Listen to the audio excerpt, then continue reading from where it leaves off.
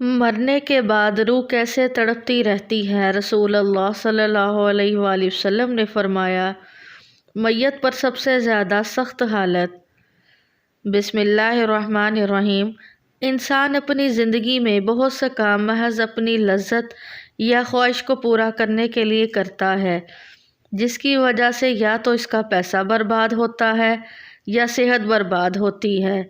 मौत को याद रखने वाले की ख्वाहिशात कम होती हैं। इसी के बारे में नबी करीम सल्लल्लाहु अलैहि वसल्लम ने फरमाया, लज्जतों को ख़त्म करने वाली मौत को कसरत से याद करो। बारगाहे रसालत में अर्ज़ की गई, कौन सा मोमिन ज़्यादा अक्लमंद है? अरशाद फरमाया, मौत को कसरत से याद करने और मौत के बाद के लिए अच्छी तैयारी करने वाले यही लोग ज़्यादा समझदार हैं। हर शख्स की ज़िंदगी जितनी मुकर्रर है, इसमें ना ज़्यादती हो सकती है ना कमी। जब ज़िंदगी का वक्त पूरा हो जाता है, उस वक्त हज़रत इज़राइल अलैहिस्सलाम कब्ज़ रूह के लिए आते हैं और उस शख्स के दाएं बाएं जहां तक निगाह काम करती है फरिश्ते दिखाई देते हैं। मुसलमान के इस पास रहमत के फरिश्ते होते हैं और काफर के दाएं बाएं अजाब के। इस वक्त हर शख्स पर इस्लाम की हकानियत आफ्ताब से ज़्यादा रोशन हो जाती है, मगर इस वक्त का ईमान मोतबर नहीं, इसलिए कि हुक्म ईमान बिलगैब का है और अब गैब ना रहा बल्कि ये चीज़ें मुशाहिदा हो गईं। मरने के बाद मुसलमान की रूह हस्बे मर्तबा मुख्तलिफ मकामों में रहती है। बाज़ की कब्र पर, बाज़ की चाहे जमजम शरीफ में, बाज़ की आसमानों ज़मीन के दरमियान, बाज़ की पहले दूसरे सातवें आसमान तक और बाज़ की आसमानों से भी बुलंद, और बाज़ की रूहें ज़ेरे अर्श कंदीलों में और बाज़ की आला आलियीन में, मगर कहीं हों अपने जिस्म से इनका ताल्लुक़ बदस्तूर रहता है। जो कोई कब्र पर आए इसे देखते पहचानते उसकी बात सुनते हैं। हदीस में है कि एक तायर पहले कब्ज़ में बंद था और अब आज़ाद कर दिया गया। अम्मा कराम फरमाते हैं, बेशक पाक जाने जब बदन के इलाकों से जुदा होती हैं, बालाए आलम में मिल जाती हैं और सब कुछ ऐसा देखती सुनती जैसे यहाँ हाजिर हैं। हदीस ने में फरमाया, जब मुसलमान मरता है उसकी राह खोल दी जाती है, जहाँ चाहे चला जाए। मुर्दा कलाम भी करता है और उसके कलाम को जिन और इंसान के सिवा तमाम हैवानात वगैरह सुनते भी हैं। जब मुर्दे को कब्र में दफन करते हैं उस वक्त उसको कब्र दहाती है। अगर वो मुसलमान है तो उसका दुबाना ऐसा होता है कि जैसे माँ प्यार में अपने बच्चों को ज़ोर से चिमटा लेती है, और अगर काफिर है तो उसको इस ज़ोर से दुबाती है कि उधर की पसलियाँ उधर और इधर की पसलियाँ उधर हो जाती हैं। जब दफन करने वाले दफन करके वहाँ से चले जाते हैं, वो इनके जूतों की आवाज़ सुनता है। इस वक्त उसके पास दो फरिश्ते अपने दांतों से ज़मीन चीरते हुए आते हैं और नहायत सख्ती के साथ करह आवाज़ में सवाल करते हैं। पहला सवाल, तेरा रब कौन है? दूसरा सवाल, तेरा दीन क्या है? तीसरा सवाल, इनके बारे में तू क्या कहता है? मुसलमान है तो पहले सवाल का जवाब देगा, मेरा रब अल्लाह है। दूसरे का जवाब देगा, मेरा दीन इस्लाम है। तीसरे सवाल का जवाब देगा, वो तो रसूल सल्लल्लाहु अलैहि वसल्लम। इस वक्त आसमान से एक मुनादी निदा करेगा कि मेरे बंदे ने सच कहा, इसके लिए जन्नत का बिछौना और जन्नत का लिबास पहनाओ और इसके लिए जन्नत की तरफ एक दरवाज़ा खोल दो। जन्नत की नसीब और खुशबू इसके पास आती रहेगी। जहाँ तक निगाह फैलेगी वहाँ तक उसकी कब्र कुशादा कर दी जाएगी और उससे कहा जाएगा कि तुम सो जा।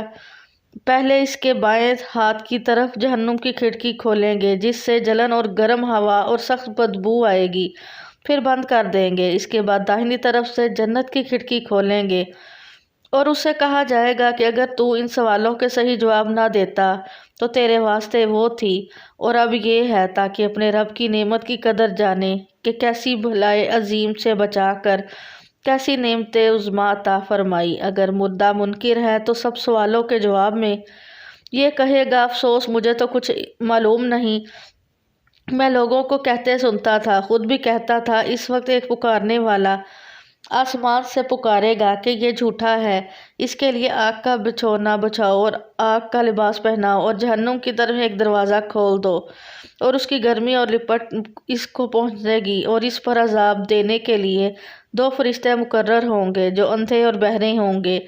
ان کے ساتھ لوہے کا گز ہوگا کہ پہاڑ پر اگر مارا جائے تو خاک ہو جائے گا، اس ہتھوڑے سے اس کو مارتے رہیں گے۔ سانپ اور بچھو اسے عذاب دیتے رہیں گے۔ اعمال اپنی مناسب شکل پر متشکل ہو کر کتا یا بھیڑیا اور شکل کی بن کر اس کو عذاب پہنچائیں گے، اور نیکیوں کے اعمال حسن مقبول اور محبوب صورت پر مشتمل ہو کر انس دیں گے۔ نبی کریم صلی اللہ علیہ وسلم نے فرمایا، موت کو کثرت سے یاد کیا کرو کیونکہ وہ گناہوں کو زائل کرتی ہے اور دنیا سے بے رغبتی پیدا کرتی ہے۔ سیدنا حسن بصری رحمۃ اللہ علیہ فرماتے ہیں، جس نے موت کی یاد دل میں بسا لی تو دنیا کی ساری مصیبتیں اس پر آسان ہو جائیں گی۔ ایک خاتون نے ام المومنین حضرت عائشہ صدیقہ رضی اللہ عنہا کی بارگاہ میں دل کی سختی کی شکایت کی تو آپ نے فرمایا، موت کو کثرت سے یاد کرو، تمہارا دل نرم ہو جائے گا۔ ناظرین، حضور پاک صلی اللہ علیہ وسلم نے فرمایا، موت کے بعد روح کیسے پکارتی ہے؟ میت کو سب سے زیادہ درد کب ہوتا ہے؟ مرنے کے بعد کا منظر کیسا ہوتا ہے؟ جانیے اس ویڈیو میں۔ حضرت زید سے روایت ہے کہ نبی کریم صلی اللہ علیہ وسلم نے فرمایا کہ میت پر سب سے زیادہ سخت حالت اس وقت ہوتی ہے جبکہ غسل دینے والا اس کو نہلانے کے لیے اتار ہے، اس کی انگلی سے انگوٹھی اتارتا ہے، جسم سے لباس اتارتا ہے، سر سے عمامہ جدا کرتا ہے، اس کی روح بے چین ہو کر فریاد کرتی ہے جس کی آواز جن و انس کے سوا سب سنتے ہیں، اور کہتی ہے، نہلانے والے، تجھ کو خدا کی قسم میرے کپڑے بہت نرمی سے اتارو کیونکہ ملک الموت کے پنجے کی تکلیف سے مجھے پوری طور پر ابھی آرام نہیں ملا۔ پھر جب اس کو تختے پر لٹا کر اس پر پانی ڈالا جاتا ہے تو روح چلاتی ہے، نہلانے والے، خدا کے واسطے میرے جسم کو قوت سے ہاتھ نہ لگا کیونکہ وہ جان کنی کی سختی سے زخمی اور چور چور ہو رہا ہے۔ پھر جب نہلا کر اس کو کفناتے ہیں اور پاؤں کی طرف سے باندھتے ہیں تو روح کہتی ہے، اے غسل دینے والے، خدا کے لیے ابھی سر کی طرف سے میرے کفن میں گرا نہ لگا تاکہ میری بیوی بچے اور تمام رشتہ دار دنیا میں آخری بار میری صورت دیکھ لیں، کیونکہ آج میں اس سے بچھڑ رہا ہوں اور اب قیامت تک میری یہ صورت نہیں دیکھیں گے۔ پھر جب اس کا جنازہ تیار کر کے گھر سے باہر نکالا جاتا ہے تو روح پکارتی ہے، اے جنازہ اٹھانے والو، خدا کے واسطے ابھی جلدی نہ کرو تاکہ میں اپنے بال بچوں اور عزیز و اقارب سے رخصت لے لوں۔ اے جنازہ اٹھانے والو، میں اپنی اولاد کو آج یتیم اور بیوی کو بیوہ چھوڑے جاتا ہوں، خدا کے لیے میرے بعد ان کو تکلیف نہ دینا۔ میں اپنا گھر اور مال و اسباب دوسروں کے لیے چھوڑے جاتا ہوں، اب یہاں کبھی واپس نہ آؤں گا اور قیامت تک کسی کی صورت نہ دیکھوں گا۔ پھر جب جنازہ اٹھا کر لے جاتے ہیں تو میت کہتی ہے، اے میرے بھائیوں، میں نے آج تک جو کچھ مال و اسباب جمع کیا تھا وہ صرف وارثوں کے لیے تھا، آج ان میں سے کوئی میرے گناہوں کا ذرا سا بوجھ بھی نہیں اٹھا سکتا۔ ہر چیز کا حساب مجھ سے لیا جائے گا اور میرے وارث کھائیں گے اور اڑائیں گے۔ پھر جب نماز جنازہ کے بعد دفن سے پہلے کچھ لوگ اپنے اپنے گھر جانے لگتے ہیں تو میت کہتی ہے، اے میرے بھائیوں، خدا کے واسطے ابھی سے ایسا ظلم نہ کرو، مرنے والا تم سے مانوس تھا اور تم دفن سے پہلے لوٹے جاتے ہو۔ پھر جب اسے قبر میں اتارتے ہیں تو میت کہتی ہے، اے میرے وارثوں اور ترکہ پانے والوں، میں نے جو کچھ مال جمع کیا تھا وہ سب تمہارے لیے چھوڑا، خدا کے لیے تم مجھ کو دعائے خیر اور فاتحہ سے بھلا نہ دینا۔ بزرگوں کا قول ہے کہ آخرت کی منزلوں میں سے قبر پہلی منزل ہے، اگر اس منزل میں نجات پائی تو اس کے بعد کی منزلیں بہت آسان ہیں، اور اگر یہاں عذاب میں مبتلا ہو تو آگے چل کر اس سے زیادہ سختی ہوگی۔ حدیث شریف میں ہے کہ مردہ قبر میں ایسا ہے جیسے کوئی شخص پانی میں ڈوب رہا ہو اور مدد کے لیے فریاد کرتا ہو، مردہ ہر وقت اپنے ماں باپ، بھائی بہن یا اولاد اور دوست وغیرہ اپنے پسماندگاہ سے دعائے خیر اور فاتحہ کا منتظر رہتا ہے۔ جب اس کے پسماندگاہ کی طرف سے کوئی تحفہ ثواب پہنچتا ہے تو اس کے تمام دنیا اور جو کچھ دنیا میں ہے اسے محبوب و مرغوب ہوتا ہے، اور اللہ تعالیٰ اس کے رشتہ داروں کی دعائے خیر کی ثواب کو قبرستان والوں پر پہاڑوں کے برابر داخل فرماتا ہے۔ موت ایک دروازہ ہے جس میں سب لوگوں نے داخل ہونا ہے۔ حضرت عثمان رضی اللہ عنہ جب کسی قبر پر جاتے تو اتنا روتے کہ ان کی داڑھی آنسوؤں سے تر ہو جاتی۔ آپ سے پوچھا گیا، آپ جنت و جہنم کا تذکرہ کرتے ہیں تو نہیں روتے مگر قبر دیکھ کر روتے ہیں؟ کہنے لگے، رسول اللہ صلی اللہ علیہ وسلم نے فرمایا کہ قبر آخرت کی پہلی منزل ہے، لہٰذا مرنے والا اس سے نجات پائے تو بعد کے منزل اس سے کہیں زیادہ آسان ہے، اور اگر اس کی تکلیف سے نجات نہ پائے تو بعد کی مراحل اس سے بہت زیادہ سخت ہیں۔ اور فرمایا کہ رسول اللہ صلی اللہ علیہ وسلم کا ارشاد ہے، میں نے کبھی کوئی منظر نہیں دیکھا مگر قبر اس سے زیادہ سخت ہے، یا ہمارے لیے ان قبروں میں عبرت نہیں دیکھیے۔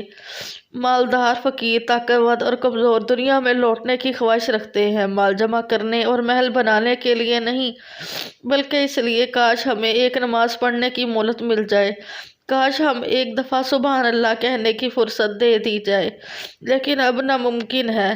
اب اعمال نامے لپیٹ دیے گئے ہیں، روح جسم سے نکال لی گئی ہے، زندگی کی مہلت ختم ہے، اب ہر میت اپنے عمل کی مرحوم ہو کر قبر میں پڑی ہے۔ ایک حاجت مند حضرت عثمان غنی رضی اللہ عنہ کے دروازے پر غروب آفتاب کے بعد آیا۔ ابھی اس نے دستک نہ دی تھی کہ حضرت عثمان غنی رضی اللہ عنہ کی آواز اس کے کانوں میں پڑی۔ وہ اپنی اہلیہ سے شکایت کر رہے تھے کہ چراغ کی بتی موٹی ہے جو تیل زیادہ استعمال کرنے کا سبب بن رہی ہے۔ حاجت مند نے جو سنا تو وہ سوچتا ہی رہ گیا کہ وہ ایسے شخص سے حاجت پوری کرنے کی کیا توقع کرے جو تیل کے معمول سے زیادہ خرچ پر اپنی بیوی کو سرزش کر رہا ہے۔ اس نے ارادہ کیا کہ حاجت بیان کر کے دیکھوں، شاید میری کچھ امداد ہی کر دیں۔ دستک سن کر حضرت عثمان غنی رضی اللہ عنہ باہر آئے۔ حاجت مند نے اپنی حاجت بیان کی اور لہجے میں زیادہ زور دیتے ہوئے کہا کہ ضرورت کچھ زیادہ ہی ہے۔ حضرت عثمان غنی رضی اللہ عنہ نے اس شخص کا ہاتھ تھاما، بستی سے باہر لے گئے جہاں آپ کا سامان تجارت بڑی تعداد میں رکھا ہوا تھا۔ فرمایا، یہ سب تیری نظر ہے، کیا اس سے تمہاری ضرورت پوری ہو جائے گی؟ وہ شخص حیران ہکا بکا دیکھتا رہ گیا۔ چنانچہ اس نے عرض کیا، حضرت یہ سب کچھ میری ضرورت سے زیادہ ہے۔ امیر المومنین نے فرمایا، مجھے خوشی ہے کہ یہ تمہاری ضرورت سے کم نہیں۔ اس شخص نے کہا، اے حضرت ایک بات بتائیے، چراغ کی بتی قدرے موٹی ہو جانے پر آپ نے اپنی زوجہ محترمہ کو سرزش کر رہے تھے، حالانکہ چراغ اس قدر روشنی رکھنے میں شاید صرف 1 درہم کا تیل استعمال نہ ہوتا، وہ تو آپ کو گوارا نہ ہوا، اور یہاں ہزاروں کا سامان مجھے بلا تحمل دے رہے ہیں۔ تب آپ نے فرمایا، بھائی چراغ میں تیل کا زیادہ اسراف ہے اور زیادہ اسراف اللہ کو پسند نہیں، اور مجھے اللہ کے حضور اپنے اعمال کی فکر رہتی ہے، یہاں مجھے فکر و اعمال لاحق ہے، اس لیے میں نے سرزش کی سامان تمہیں اللہ کی خوشنودی کے لیے صدقہ دیا ہے، اس پر اجر کی امید ہے اور وہاں پر حساب کا خوف ہے۔ اللہ تعالی ہم سب کو دین کی سمجھ عطا فرمائے اور ہمارا خاتمہ ایمان پر ہو، آمین۔